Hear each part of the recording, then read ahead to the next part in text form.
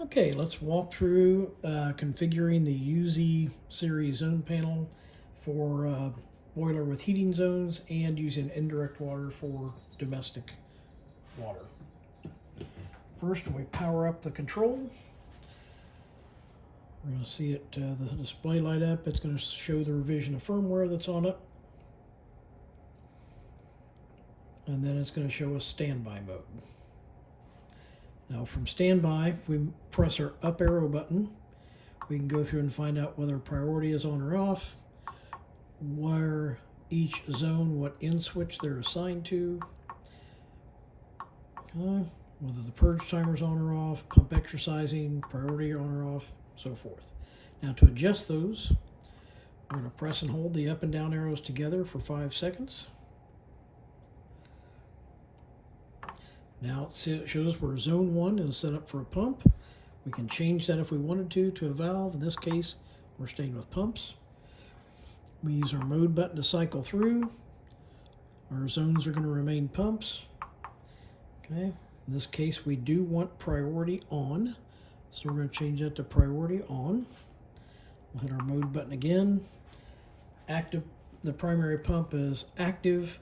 However, in this case, we're not using a primary pump because it's controlled internally by the boiler. There is a priority timer for 30 minutes, so we can adjust that if we want to. What that does is that will allow the priority zone to shut off all the other zones for 30 minutes before it allows any of the other zones to get heat. So that will send all of the capacity of the boiler into the indirect water heater. Okay, so we'll leave that there.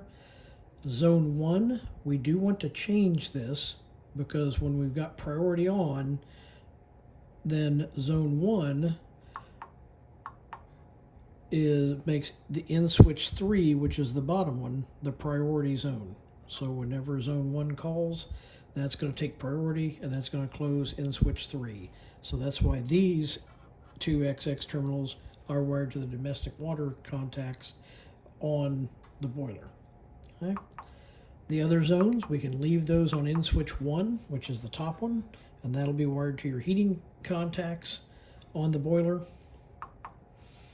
ZR, ZC, that's in the case of like an oil boiler that has a coil in the tank for domestic water, so that's not applicable here. Purge timer, we can turn that either off or on. What that does is when the call for heat ends, it will allow the pumps to continue to run for so many minutes just to dissipate that heat and put it into the house rather than just let it be in the boiler. And then pump exercising, I think it's a good idea to turn that on every day. That way the pumps just run for a couple minutes every day. So that way when heating season rolls around, they haven't been stagnant all summer, and then when they go that first call and heat, not start. So that keeps the pumps moving year round. Every day they run at least once. Okay. And then we're back to zone 1 on the pump. So we can just let that time out. We've got our configuration set. So now we've just, once we commission the boiler, then we'll want to make our final connections on the XX terminals to the boiler. Our thermostat connections are up here at the top. And then our zone pumps are down here at the bottom. And of course our power coming in is just at the end of the pumps.